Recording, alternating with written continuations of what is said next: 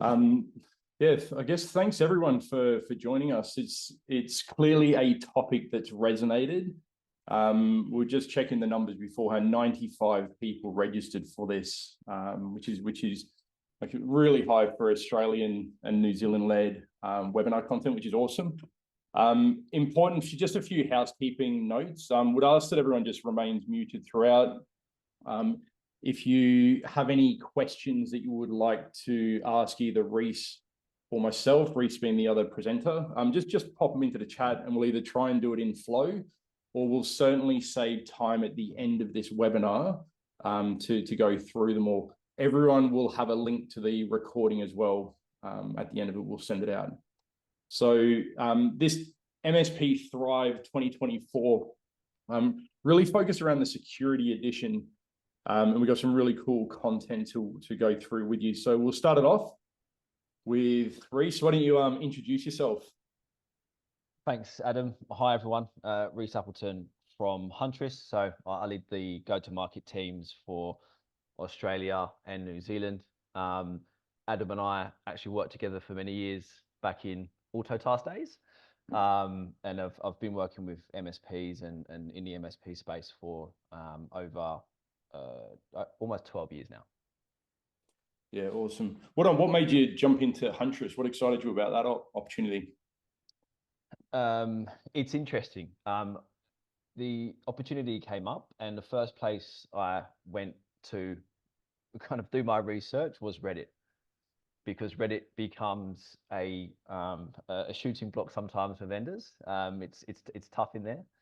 And at the time, I could not find a bad word said about Huntress, and you know, from then on, it was just, you know, I was super intrigued as to how a vendor can maintain such a good, you know, stature within the community. But it's incredible to be a part of. That's cool. And my name is Adam Ross. I'm one of the co-founders of a company called CloudOlive. I originally worked for an MSP in the UK, sort of out of university for a little while. And one of the problem areas that I felt firsthand was when I was handed an account, like really junior sales role, was when and presented to a law firm, sort of 50, 60 staff law firm, that I was handed as an account. And when I presented the licenses that they were buying through us, slide 2, they were like, that's not right, that's incorrect. And it really stuck with me, the feeling of that inaccuracy and the immediate sort of black eye and lack of trust that was really formed. Shortly after that, I was approached by AutoTask, who were launching the sort of international business from the States, but into London and then further afield. And when they described to me, it's like the entire customer life cycle of an MSP lives in there, sell right the way through to bill. And I was like, if we had AutoTask at the time, I wouldn't have had that feeling that I felt when we presented wrong numbers. And I was there for 8.5, 9 years, and the problem area just got worse and worse and worse and worse. And tons of our partners were just asking, how do all of your other partners manage the license fluctuations across all of our suppliers? So we'll go into that in a little bit more detail, but the key agenda items for today, we really want to delve deep into some core figures that you may or may not be aware of, that Reece has done some really deep digging and wide reading to understand the problem area, into the insights that you should be considering, thinking about, because your customers will be also for 2024. And also the evolution of risk management. We will touch on the positioning of, say, the Essential 8, how that fits in. That's been there for sort of 5, 6 years. I remember it being sort of very heavily spoken about back then. Where has that evolved to today, and where is it going? Where are the sort of the savants of this space? Where are they thinking that SMBs and how MSPs can really play in that? And then a massive challenge that all MSPs face is how do you package them in a way that makes money, you're not losing money, your customers are covered, and also aligns to a specific framework which puts you in the best possible position to have utter confidence that if something untoward happens to a client of yours, you're in a really good place to execute on that very, very quickly. And if you get all that in alignment, and we'll actually talk to a a way in which we're seeing very mature MSPs simplify things down, which builds trust with their customers, that they spend less time actually managing month-end billing. They get cash in quicker. All sounds quite utopian, I'm sure, listening to that. We'll actually give you a framework that we've seen firsthand with our sort of as we go through this today. Yeah, perfect. So some key takeaways that we hope you will, come away from this webinar with is really, first being how to, think about your cybersecurity offerings, in light of today's threat landscape. Second piece, which is really important, is how we have this security offering. We've looked at the frameworks we need to align. So how do we then package and position it to our customers in a way which is scalable?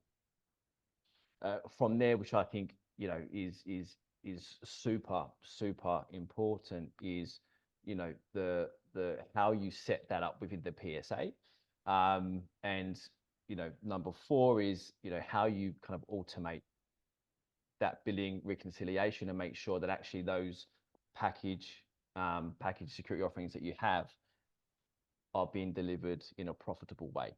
And Adam's got some really cool insights to share with you on that topic for sure. And we'd just like to say I'm super excited. I've known Adam obviously for a long time. I know he's put his blood, sweat, and tears into solving this problem. And hairline. And the hairline for MSP. So yeah, Ads would love to hear a bit about CloudOlive. Yeah, for sure. So we've been going now for 4 years now.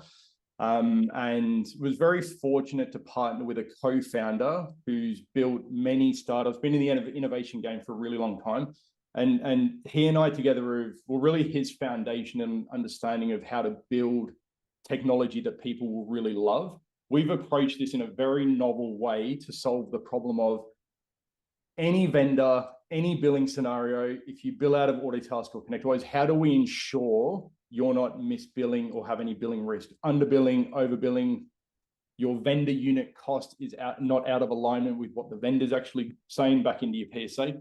Like anything that's off, we will help you catch it in month 1. Okay, we've got over 140 different distributors and vendors that we've got that our partners work with us on a monthly basis. And the key part for us is if you run either one of those systems, there's a really high probability we'll be able to take away some of that pain that the team is feeling in terms of getting the bills out the door and not having so many questions come back. Okay.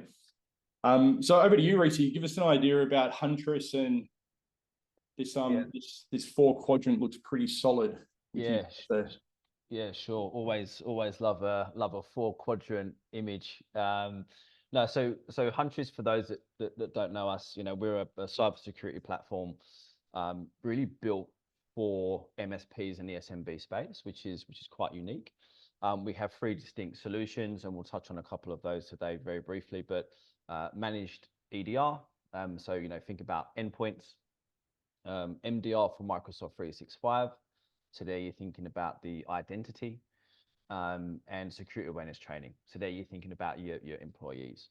What's unique is that we've kind of built this platform to support MSPs and SMBs, and to do so effectively, we've wrapped our 24/7 SOC that sit across UK, Australia, and the US, that does all the heavy lifting for the MSP. So it provides that degree of scalability that the MSPs need. Yeah, cool. So as we were setting this up, Reece was very, very keen, and always has been for the time I've known him, to elevate the conversation into the data points that you can then take out and speak with your customers as well. Really, really important, rather than just speeds and feeds. But Reece, share with us, man, what have you learned? What's coming in the next year for the MSPs and their end clients? Yeah, well, I think there's a few things that we'll talk about in the next few slides, but I think to preface it with some Canalys insights for 2024, and they saw that MDR will be the #1 growth engine for MSPs in 2024, growing at least 50%. And there's a bunch of reasons why that's important and why I think that's the case. And of course, a few ways in which the MSP can take advantage of that. And we'll kind of jump into some of those points as we go through.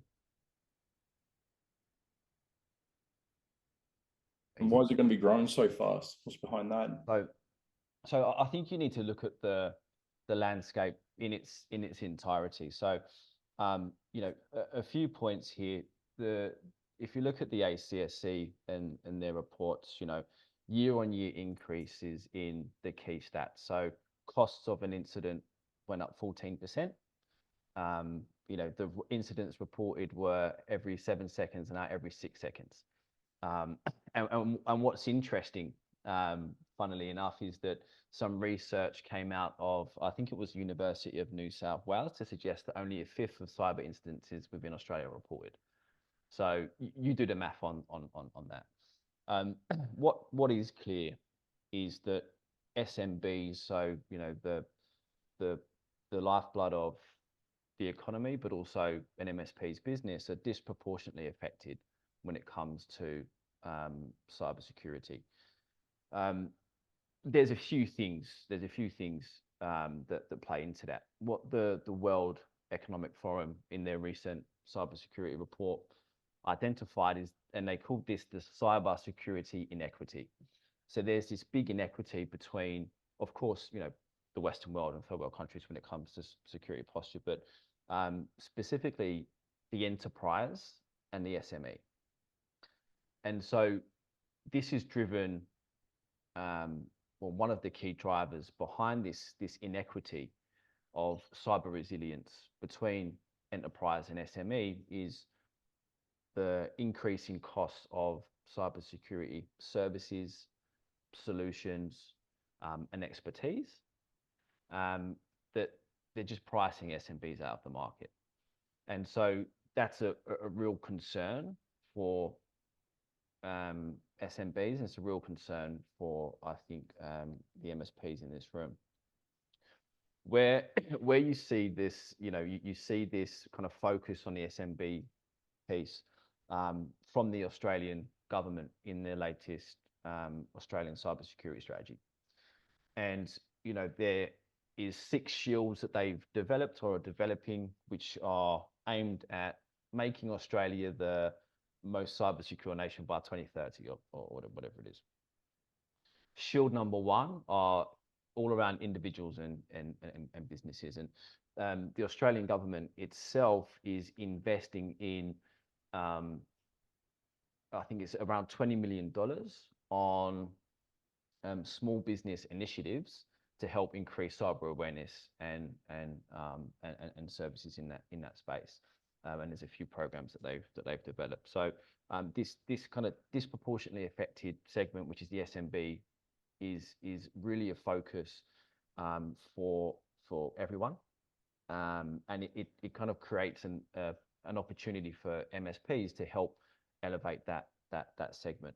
And it's really critical, I think, that, and as we'll see as we go through, we've talked a lot about prevention in the past. Essential 8, initially just those kind of 8 controls were all about prevention. That's not enough anymore. We know that people are taking a minimum of 50 days within the SMB space to identify a compromise, and that's a serious concern.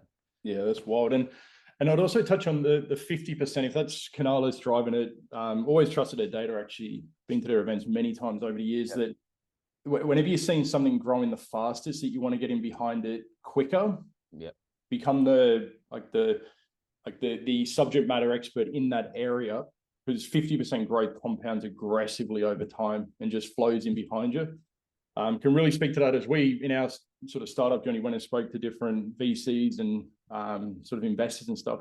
But that compounding percentage growth year on year, it's just a key factor behind majority of success and growth for sure. So, Reece, talk us through, give us work through these, and if you have any specific examples Be Yeah. awesome to hear about them. I've got some actual real world examples on these, and I'll share in a moment. But I think just to kind of put an overlay on top of this, if we think about the attack landscape today, attackers have a clear benefit. They have the clear advantage over those that are thinking about defense. They can attack at scale. They're utilizing hacking tools that have been developed by hacking experts, legitimate hackers, and these amateurs are using them tools at scale to make a quick buck or make a small fortune in some instances, right? Of course, that's just going to continue to increase with the inclusion of AI into that puzzle, right?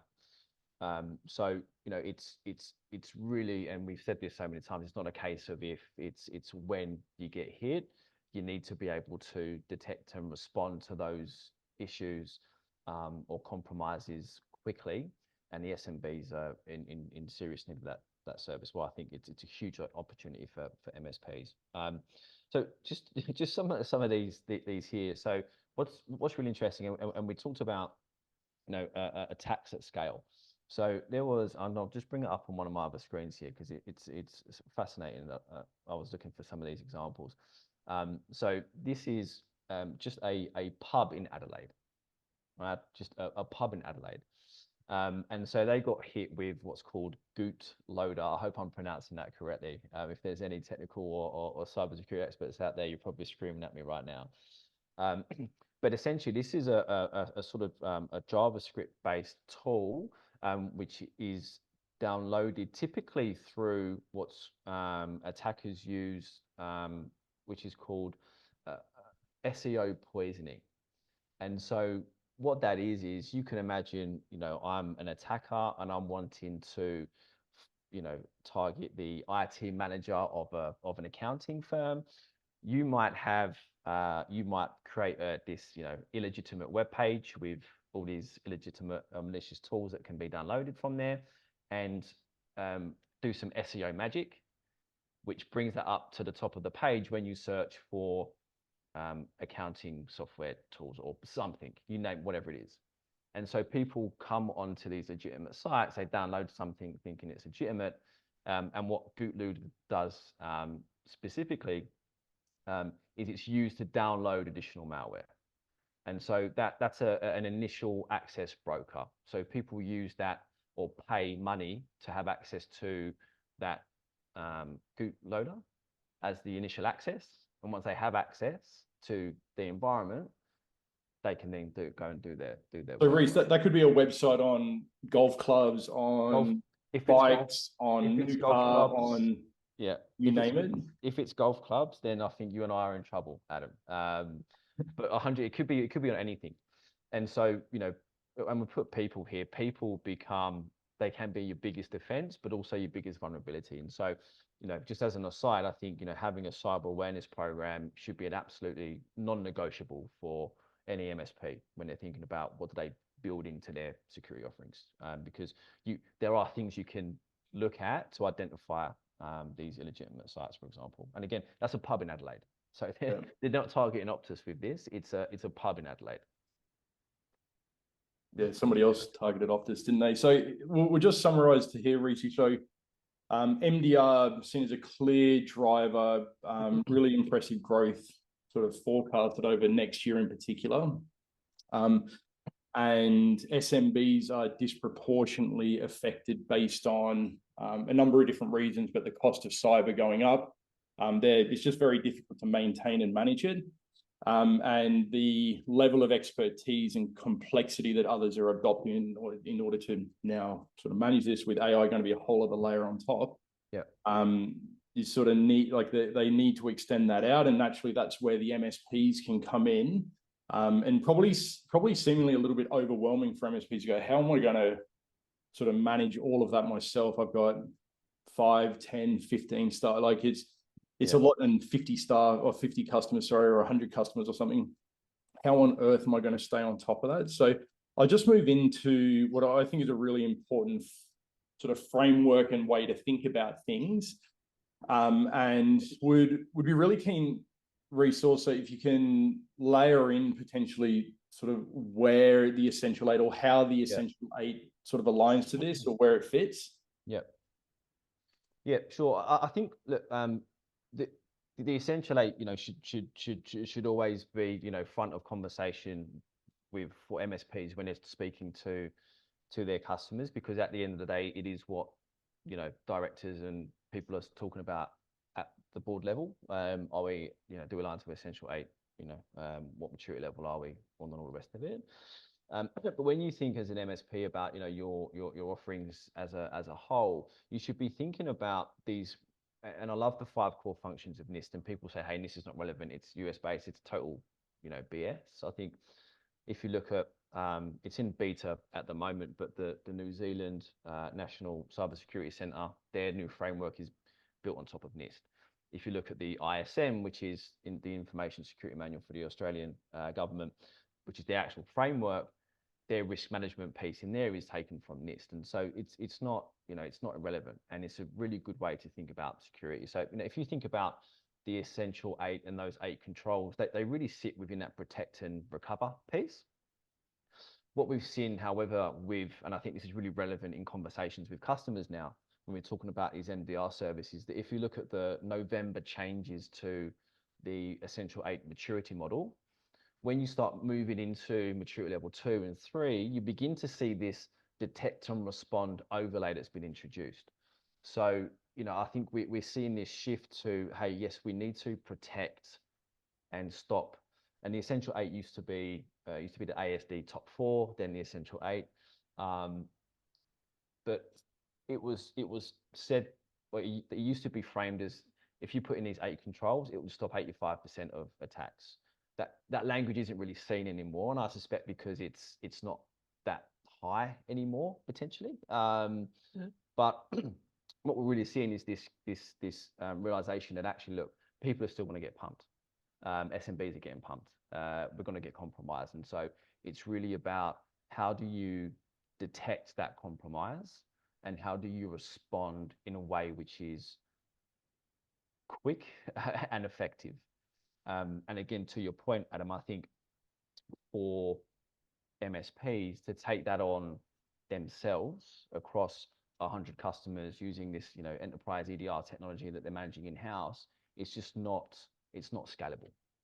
And unfortunately, most of the other enterprise tools for an MDR or EDR plus SOC are pretty expensive, right? And again, that's difficult to scale to the SMB who are in desperate need of these services. And I think that's really where this MDR services within the MSP space really comes into growth mode, because it is needed, and we need to begin to start talking about, protect and recover is good, but we need to be able to detect and respond pretty quickly. So talking about how does Huntress actually fit into this framework? Yeah, good question. So we have here, if you look at our kind of 3 core solutions, security awareness training, of course, sits in that protect, and then you have your detect and respond, which is the managed EDR and MDR for Microsoft 365. So what's really interesting is, we have the Huntress products here, but as the MSP, you can start to think about, hey, where does my security offering sit within these 5 core functions? Yes, we're talking about Essential 8. Yes, we're talking about sys controls or whatever it is, but where do they align within these 5 or to these 5 core functions? And we can begin to identify gaps and start to think about how to effectively build that security offering. What's really useful, actually, Adam, and I might have touched on this before in webinars, but there's a gentleman called Sunil Yu, who was the ex-CISO of Bank of America, and he developed what's called the Cyber Defense Matrix. There's a book on Amazon I'd recommend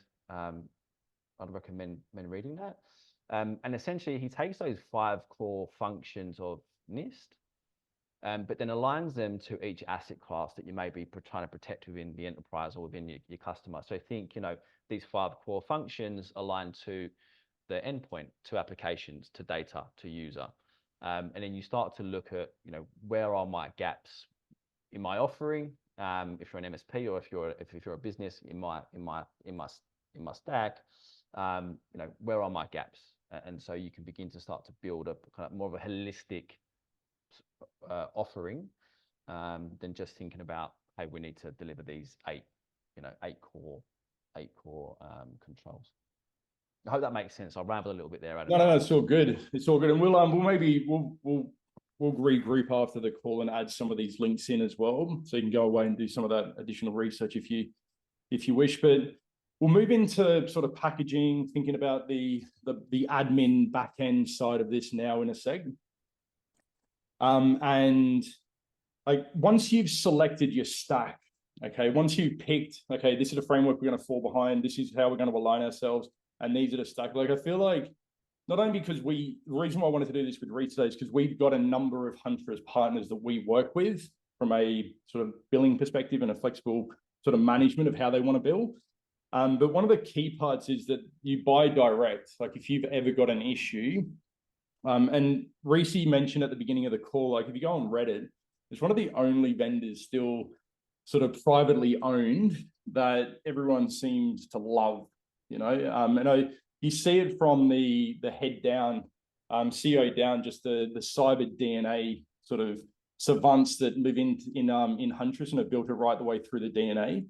But I think why direct versus something like distribution? I'm not sure if anybody on here has needed to change a flight or something along those lines, and then called up the airline and they say, oh no, you need to call the other website that you booked it through, and you're like, oh, I just know that's going to be a headache. Like the last thing your customers want you to be doing is to be ringing around and just that monster delay. And I think that's one of the things that consolidating intelligently with vendors, sort of Huntress just sit there perfectly in the middle of a framework that they're building themselves around. So I think that's a really good point, Adam. I think, particularly with cybersecurity, you don't want a middleman in the way when there's an active incident or a breach involved. I think that can cause complexity and more stress than necessary. So that's a real good point. Yeah, and we'll move into sort of, this is the area that we've been, as CloudOlive, this is like really deeply obsessing on for years now. And I touched on the novel approach that we took to building the technology that underpins what our partners use on a monthly basis. But why is billing for MSPs not something that many people overly enjoy?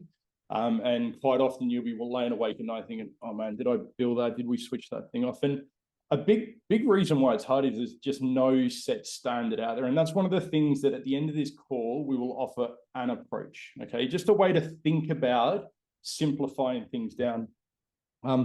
You've been left to figure this out on your own. So working at Autotask for 8.5 years, like it was very clear to us that when the contracts module in that case, or the ConnectWise agreements are set up well, people love those systems, okay? If they're not set up well, they're really hard to use and you often jump to another one and then have the same problems, all right? And another reason why it's so difficult is you're setting it up on your own, but vendors and distributors alike are billing you at different times, in arrears, in advance, you name it, something else.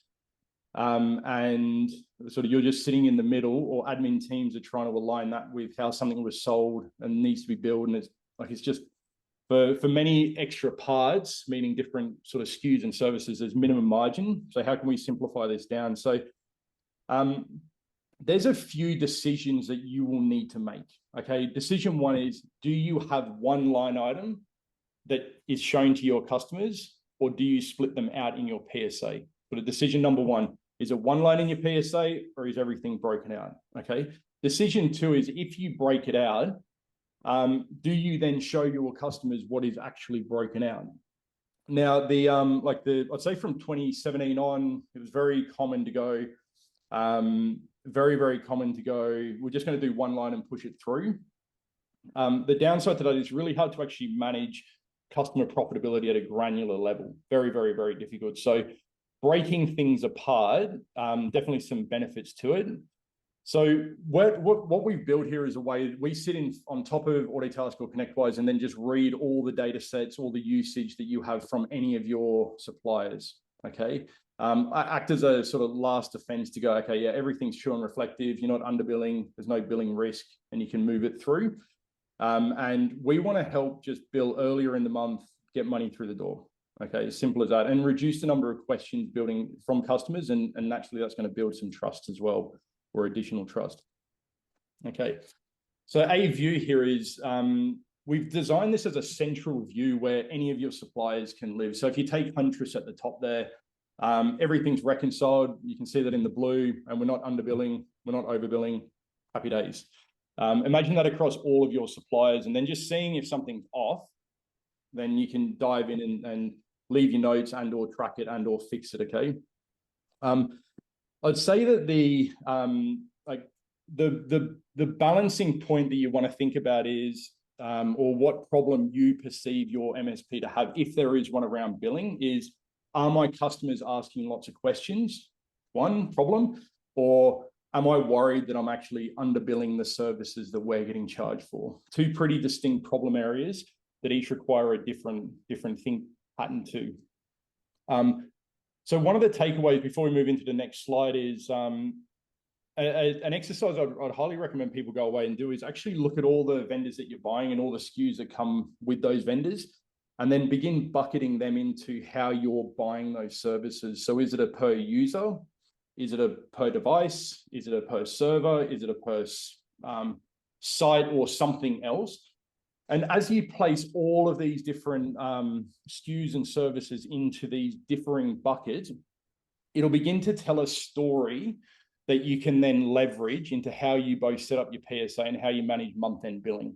Okay, so the best of the best MSPs we are working with in terms of sort of reduce stress come month end and just comfort that everything's going through the business as they expect and customers are paying quickly, is they've then managed these groupings into some form of pattern. Okay, so some common ones, and this is like, you know, as many as you want, as flexible as you need it to be, but think of where you might have a full user.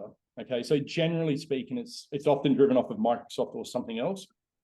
And there's a mailbox, there's a human at the site. And if that human is there, then there should be these other components that this like each user should have. And where this often falls down for MSPs and why questions come back, and this again, just a small decision point, is if there's 20 users, okay, and 22 of something else, that's why your customer's asking a question. And it could be 22 based on a few reasons. The vendor itself just bill you in a weird way. Okay, they bill high point and it's the 6th of the month, which is what a key vendor actually does, right? So you need to think about it from your customer's perspective. What are they expecting to see? Okay, and when 70+% on average of revenue is tied to some form of user count, that's where you want to like focus your energies early on and just get that and get that on lockdown. Because at the end of the day, if you've got groupings now, very easy to put together. It's very easy to dissect. It's very easy to add in. It's very easy to remove these, like the varying different components, and decommission as you go. And what CloudOlive can now do is just sit there and provide you with the visibility to go, okay, well, you've got a full user grouping here, which is driven off of the business premium at the top here. Show me the other line items inside of Autotask or ConnectWise. And just let me know, is there anything off? Okay. So if you're an MSP that looks to bill out and line up everything and reconcile everything on the early in the month, so just pull down reports and sort of line things up to bill in the first with what's active at the moment. This would be really good to use as a quality control afterwards to literally just go, why are they different, guys? Like if they're different, our customers are highly likely going to be asking us questions. And where we're seeing MSPs move towards, no, I really wouldn't be surprised if there's a wave that comes very soon, is like put your customer first in this. If they've got 32 business premiums, they expect to be paying for 32 of all of these other things. Okay. So we've just provided a very simple way to use it in a couple of different ways to go, you're underbilling by this in this grouping on this specific customer, do with it what you want, fix it in the portal or charge for it. However you choose to do that. Question for you, Adam, on that. You mentioned like the best MSPs before, from your perspective, what are the more mature or the best MSPs doing when it comes to pricing and bundling their security offerings? Are they doing that on a per user basis, per device basis, a mix of flavors? I mean, what are you seeing? There's typically some form of user-based component to that, and whether they split them out or not, sort of their prerogative. Where more and more companies are moving away from, and I think there's more people unbundling, if you will. Let's say there's one line. We're seeing more people unbundle now in order for them to understand true profitability across the board. Like admin teams' brains just explode when things don't line up perfectly, because it's impossible. If you've merged device stuff, like how you're buying, into user-based, the numbers just will not align. And then all of a sudden it's just a little bit messy. And then if you compound that out over a long time, multiple vendors, different billing frequencies, etc., it just adds a layer of complexity, which will often be solved through additional headcount in the admin team, which it's not required. It's really, really not required. So I'd say, to answer your question, tight discipline around these things are user-based. Like, love it or loathe it, aligning to how you're buying from your vendors removes a hell of a lot of complexity in this on-billing problem, on-billing reconciliation, on-billing quality control. Everyone can have more of a just an overall understanding of what everybody needs to be doing, from technicians, from admin, from sales as well. But most will have most, if not all, have some form of user-based component for sure. That leads me to another question. So what we're seeing, and again, would love any comments from the audience on whether they're kind of moving this way as well. But they're seeing, of course, Microsoft and Defender isn't the same product solution as 3-5 years ago. And so people are using, they're putting their customers on business premium. They're taking advantage of all of those security bells and whistles that you get, your conditional access, bits and pieces. And then they're starting to layer things on top of that, like your Huntress, of course, because we integrate there. But are you seeing people kind of bundle based on their Microsoft, business premium or E3 or E5 licenses? What are you seeing that? So I guess the question is, do you put business premium or other inside of something that says full managed user and what the customer pays for? There's a few things that I would strongly oppose ever going to market with, and that's one of them. And just because we've seen it on firsthand, when you've got 10 business premium, everything's happy, you sold the solution, all the rest of it, and then one of the business premium needs to be upgraded. And then all of a sudden it's like, oh, what do? We can't just make it 10 plus 1 or 9 plus 1, and okay, we need another SKU. Oh wait, they also don't need this other component of that group. So it's really, really, really complex to try and solve that, unnecessarily so. And we've seen it enough now that I'm always happy to have my mind changed with new information and learning, but it's something that we're pretty set on, that we would urge against that as an approach. Yeah, that's really interesting, because I imagine there's probably a lot of partners out there thinking about that. Yeah, I think using premium other as the source of truth count, absolutely makes a lot of sense. Absolutely do that. But having it separately, because there's very thin margins with Microsoft, and they're upping them and changing them on a sort of 6-month basis now, just sort of set it up where it's there for scale, and you don't need to re-engineer the PSA construct every year. Such a waste of time. All right, cool. So I actually probably should have put this on here. We've got 5 more minutes. There's a number of questions that have come through, and we will go through and look to answer them one by one now. If you've got any other questions, feel free to chuck them in. We'll do our best to address them now. If not, we'll certainly follow up with you direct afterwards. From what the QR code, so from CloudOlive, right? We see that whenever we reconcile something, okay, for every $10,000 that you've got of services revenue going out, that there's somewhere between 5 and 7% revenue that you're missing out on. Okay, so $700, $600 as an average per $10,000, and just watch that scale as you look at sort of what's going through your PSA. Where that comes from is a number of different areas. it's really hard to find at a granular level and then go and solve, okay? What we want to do out of this is, if you've got a vendor, a distributor, your Microsoft, any vendor you wish, we will do a full proof of concept with you throughout the month of Feb. It's a shame this wasn't Valentine's Day we did this, Reece. We could have sort of packaged it up with some nice roses, but one day late. So we will run any vendor you want through our system, okay? And then work through, you tidy up unit counts, unit costs, make sure everything's in alignment with the biggest pain that your team have, and then just sort of move forward, okay? And second to that, in March, we'll run the other part of the system in terms of the groupings piece of it. And if you come prepped with, here are our groupings, we will make sure that you have a full month where you can go and at least do a quality control within your own business. And Reece, what's in behind the QR code there? Yeah, so it actually isn't an instant trial. It is a demo. So I'm sorry to disappoint, but it is a Huntress demo. But I think just to end on, I think that this kind of detect and response discussion is becoming, or is being pushed to the forefront. You saw that with the November changes in the Essential 8 maturity model. I think just all of the stats that you could possibly find show that SMBs really need this support. And I think MSPs are in a prime position to deliver these services. And Huntress is built to deliver that in a way that's and at a price point which is scalable for MSP. So I think it's a real opportunity to take advantage and really increase the security posture of the SMBs out there, which really need the help. And favorite sandwich. Sorry, that caught my eye. The question about favorite sandwich, I'll have to think about that one. What diet are you on at the moment, Reece? Is it like just straight butter on? Nah, it's just butter? a seafood diet, Adam. Seafood diet now. Yeah, seafood and I eat it. Yeah. That's funny.